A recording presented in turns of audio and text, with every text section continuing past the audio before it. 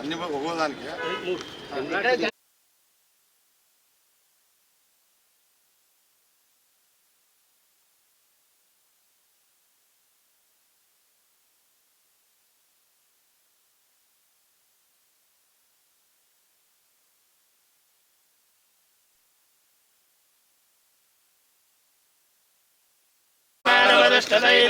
అయం ముహూర్తస్సు ముహూర్తస్తు ముహూర్తకాలే సూర్యాని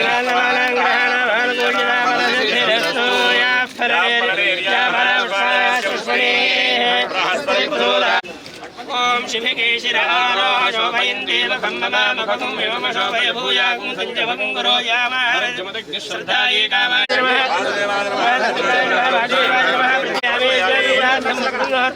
దివ్యశ్రీ సమర్పయామి అలంకరణార్థం పుష్పం సమర్పయామి ఓం కేశవాయ నమః నారాయణాయ నమః మాధవాయ నమః నమః.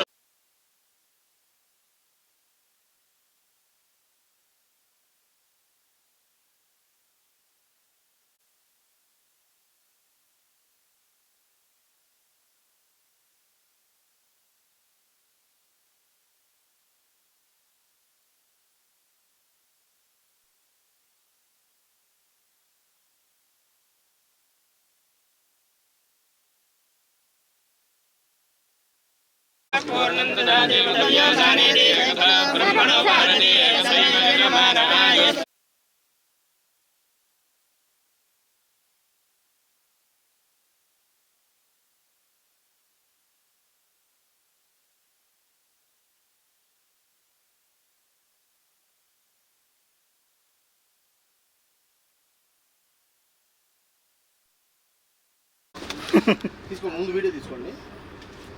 బాగుందండి, స్పేషియస్గా ఉంది.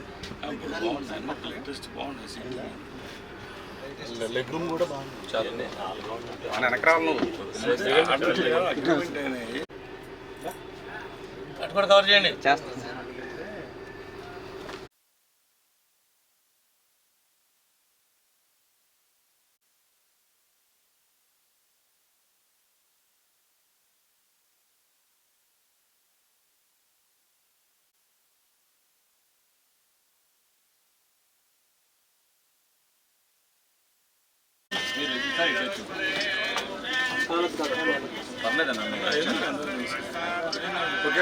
Okay sir. Okay sir.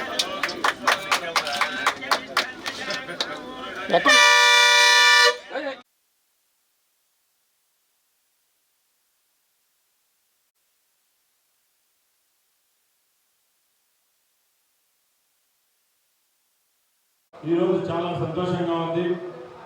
గత 5 సంవత్సరాల్లో ఒక్క బస్సు కూడా కొన్న పాపాన్ని ఆ ప్రభుత్వాన్ని అయితే తెలుగుదేశం పార్టీ నారా చంద్రబాబు నాయుడు గారి నాయకత్వంలో ఇక్కడ ప్రభుత్వం ఏర్పాటు చేసిన తర్వాత సుమారు 1400 బస్సులను ఈరోజు ఏపీఎస్ఆర్టీసీ జాతికి ప్రజలకు అంకితం చేయడం జరుగుతూ ఉంది. దానిలో భాగంగానే ఈరోజు ఇక్కడ పెద్ద కార్యక్రమం ఏర్పాటు చేయడం జరిగింది ఏలూరులో. ముఖ్యంగా మేము ఒకటే చెప్తున్నాం, ఏ సంస్థ అయినా బాగుంటే ఆ సంస్థలో పనిచేసే ఉద్యోగస్తులకు బాగుంటుంది. వారందరూ ఆ సంస్థ బాగుండే రోజే ప్రజలకు కూడా నాణ్యమైన సేవలు అందించడానికి ఉంటుంది. కాబట్టి మరొకసారి ప్రభుత్వం ఏర్పాటు చేసిన తర్వాత ఏపీఎస్ఆర్టీసీని గాడిలో పెట్టేదానికి మా రవాణా శాఖ అయితేనే మా ప్రభుత్వం అయితే చర్యలు తీసుకుంటా ఉంది. ముఖ్యంగా దానిలోనే ఈ భాగం ఇది. ఈరోజు ఏలూరు పట్టణంలో వివిధ డిపోలకు చెందిన వెస్ట్ గోదావరి డిపోలకు చెందిన బస్సులన్నీ ఇక్కడ ప్రారంభించడం జరుగుతూ ఉంది. ఈ బస్సులన్నీ గ్రామాలకైతేనే పట్టణాల మధ్యలో నడిచే బస్సులు ఇవన్నీ ప్రజలకు నాణ్యమైన సేవలు అందించడానికి ఈ ప్రభుత్వము ఏపీఎస్ఆర్టీసీ శ్రీకారం చుట్టింది.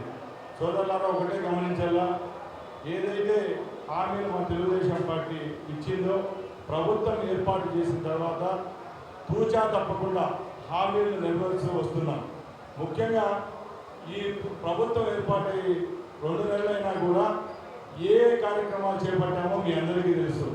ముఖ్యంగా 2 సార్లు ప్రభుత్వం ఏర్పాటు చేసిన తర్వాత మేము పెన్షన్ ఇవ్వడం జరిగింది. ఈ దేశంలోనే ఎక్కడా లేని విధంగా సుమారు 65 లక్షల పెన్షన్లు, అంటే 18 కేటగిరీల్లో 1వ తారీఖున టెన్షన్గా ఇంటి దగ్గరికి వెళ్ళి పెన్షన్ ఇచ్చే కార్యక్రమాన్ని కూడా జయప్రదం చేశారు. అలాగే ఈ నెల 15వ తారీఖున లక్షలాది మంది పేద ప్రజలకు కడుపు నిండా అన్నం పెట్టే పథకం ఏదైతే ఉందో అన్నా క్యాంటీన్లు మరొకసారి ప్రారంభించడానికి ఈ ప్రభుత్వం చర్యలు తీసుకుంటా ఉంది.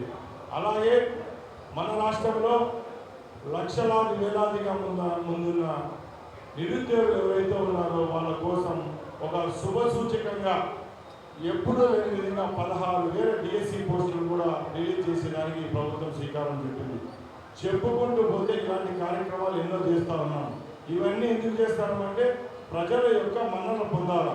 ముఖ్యంగా గత 5 సంవత్సరాలు సంక్షేమం అభివృద్ధి అని రెండు ఉంటే కేవలం సంక్షేమం అని చెప్పి అభివృద్ధిని పూర్తిగా మరిచిన ప్రభుత్వం ఏదైనా ఉందంటే జగన్మోహన్ రెడ్డి ప్రభుత్వమే. ఆ రోజుల్లో ఏపీఎస్ఆర్టీసీ విషయానికి వస్తే మీ దృష్టికి కొన్ని తీసుకొని పోతున్నాం. ముఖ్యంగా జగన్మోహన్ రెడ్డి ముఖ్యమంత్రి కాకముందు పాదయాత్రలు ఏం చెప్పారు, ఇక్కడున్న ఆర్టీసీ కార్మికులు అందరికీ తెలుసు. ఏదో గొప్పగా నేను ముఖ్యమంత్రి అయితే ఏపీఎస్ఆర్టీసీని పూర్తిగా రాష్ట్ర ప్రభుత్వంలో విలీనం చేస్తానని ఆయన చెప్పాడు. సంతోష ప్రభుత్వం ఏర్పాటైంది, విలీనం చేశారు. ఏ విధమైన విలీనమే తప్పక ఏ విధమైన మంచి చట్టంలో ప్రజలు ఎవరైతే కార్మికులు ఉన్నారో వాళ్ళ భాగస్వామ్యం చేసుకున్నారని మేము అడుగుతున్నాం. ఈరోజు మేము ఒకటే హామీ ఇస్తున్నాం. ఈ రాష్ట్ర ప్రభుత్వానికి ఏపీఎస్ఆర్టీసీలో పనిచేస్తున్న కార్మికులు ఒక కన్ను అయితే ప్రయాణికులు రెండో కన్ను గర్వంగా చెప్తున్నాం.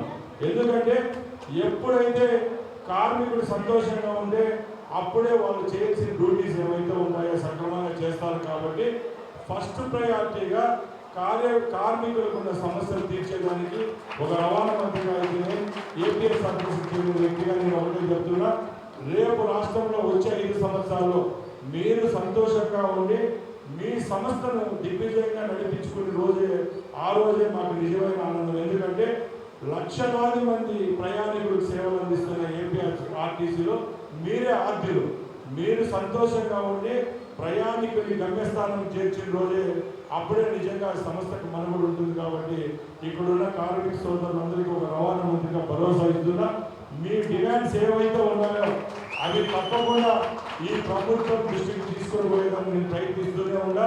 నేను మంత్రిగా బాధ్యతలు చేపట్టిన తర్వాత ఎప్పుడూ లేని విధంగా నెలలో 15 రోజులు ఏపీఎస్ఆర్టీసీకి సంబంధించిన డిపోలు అయితేనే అన్ని దగ్గర పర్యటించడం జరుగుతూ ఉంది. కాబట్టి మీ సమస్యలను తీర్చేదానికి నేను చిత్తశుద్ధి కృషి చేస్తాను.